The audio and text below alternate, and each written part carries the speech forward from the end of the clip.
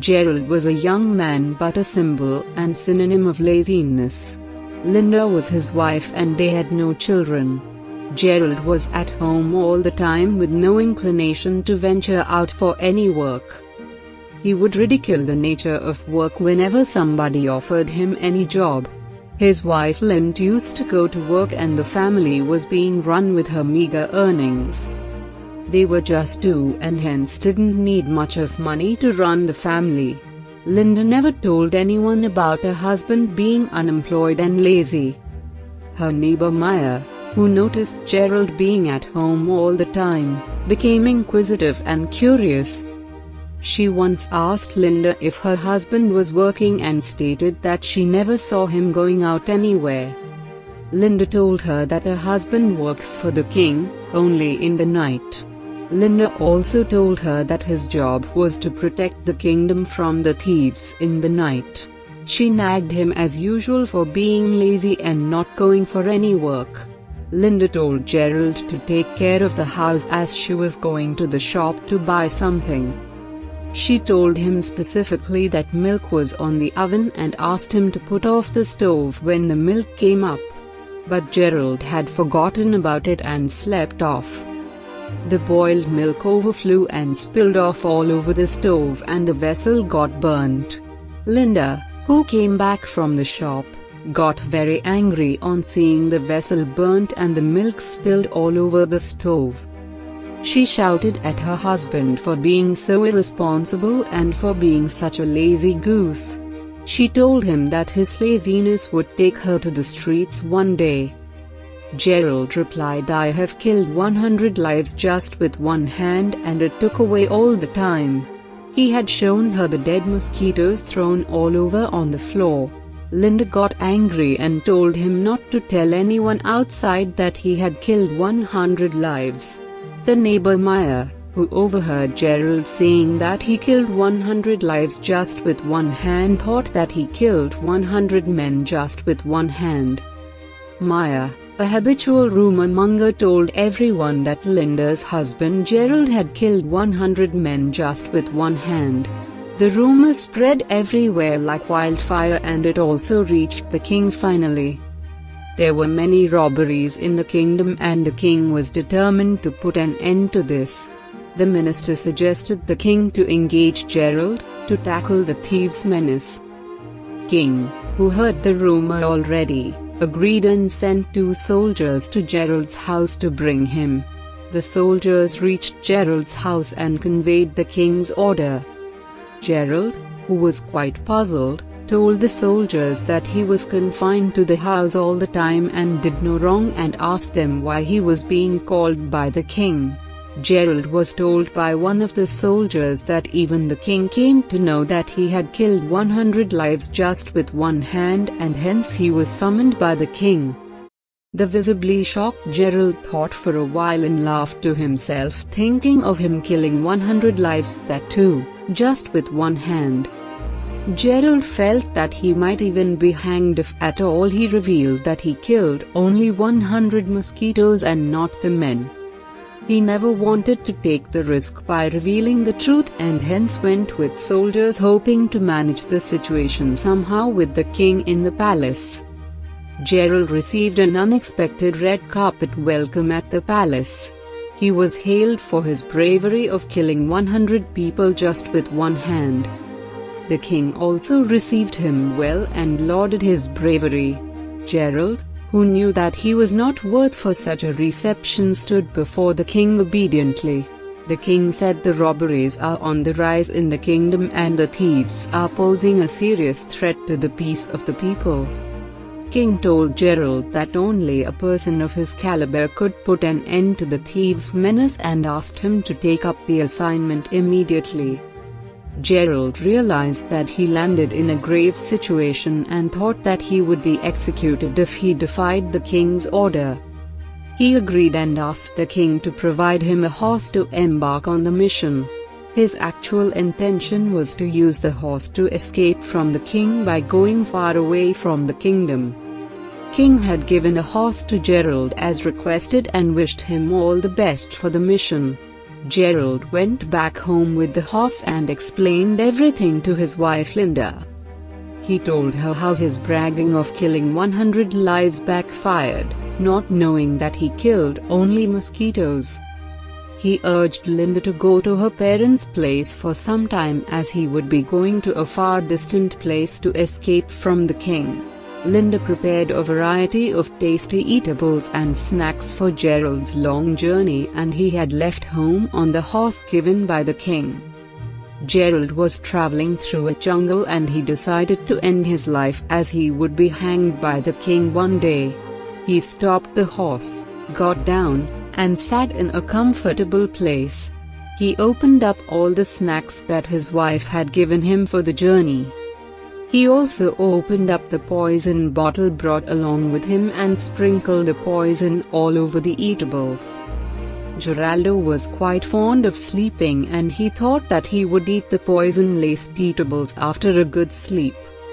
He had kept all the poison-laced eatables beside him and went off to sleep. The thieves who were passing that way found Gerald in deep sleep and they wanted to kill him for straying into their territory. But they were distracted by the good smell emanating from the eatables, and all the thieves wanted to taste the eatables before killing Gerald. All the thieves ate the poison-laced eatables that were there beside sleeping Gerald. Gerald woke up in the morning only to find that all the thieves were lying dead next to him, and he realized that all of them had taken poison-laced eatables. Gerald was quite delighted with the death of all the thieves, and he had sent word to the king that he killed all the dacoits single-handedly. King was very much pleased and lauded Gerald for the remarkable feat, and the king promptly rewarded Gerald with plenty of gold and precious stones. Gerald went back home with all the wealth King had given him and told everything to his wife. Linda was very happy and they decided to live in the same place happily with the wealth given by the king. The days moved on and the couple was living happily. They also commanded great respect in the neighborhood. The king faced a crisis as the king of another country came with his army to invade the kingdom without prior intimation. The battalion of the enemy country was waiting at the border of the kingdom and they were preparing to attack any moment. The worried king saw no option but to surrender to the enemy unconditionally. It was when the minister told the king that there was no need to worry as they have a valiant warrior, who could kill 100 men just with one hand. The minister told the king that there is no need to surrender or worry when they have a great warrior Gerald, who could kill 100 men just with one hand in their country. Minister assured the king that Gerald could ensure victory over the enemy. King found due merit in the minister's suggestion and sent word for Gerald. Gerald stood before the king without even knowing what was in store for him. King explained the situation in detail to Gerald and told him that he should lead the army in the war and ensure victory over the enemy. Gerald regretted the decision of staying back in the country and thought he should have gone somewhere along with the wealth that King had given him earlier. Gerald trembled thinking of impending danger, and he cursed his fate and misfortune for landing in such a miserable situation. However, Gerald asked the king to give him a horse as before and also for 2 ropes. King asked Gerald why he wanted 2 ropes. The minister intervened on behalf of Gerald and told the king that the great warriors like Gerald might have a strategy beyond their imagination and better not to question him. Gerald thought to himself, why such a build-up when he was only a dummy piece in reality. King ordered to bring the best horse and a good stallion was brought before Gerald. Gerald asked the king's staff to tie both his legs to the horse. His legs were tied to the horse as required and he was ready to leave. Gerald told the king that he was heading to the battlefront straight away and asked the king to come to the battlefront with the army after 1 hour. Gerald moved out of the palace and he laughed to himself, thinking that the king and the others didn't know that he had asked them to tie the legs to the horse only to prevent falling from the running horse. Gerald kicked the horse and the nail on his shoe pricked the horse, which made the horse run faster, and the pricking of the nail yet again made the horse run at lightning speed. The speeding horse was approaching the country's border fast, and Gerald could see the army of the enemy waiting for the war at a distance. The horse was running at an unimaginable speed, and the branches of two big trees on the way broke and fell exactly on the horse. Gerald, who got frightened, lifted his hands aloft seeking God's mercy, and the branches of the trees fell on his hands. The horse kept running with the same lightning speed, and Gerald was holding the tree branches in his hands. It looked as if the whole jungle was coming up for the war. The enemy camp that was looking at all these was shocked, and the king of the enemy asked who this man carrying two trees all alone. The commander of the army told the king that he was a valiant warrior who killed 100 men just with one hand. He had recently killed a large gang of dacoits single-handedly. The king of the enemy camp began sweating on hearing this from his commander, never wanted to face defeat at the hands of such a great warrior. Hence, he ordered his forces to retreat immediately.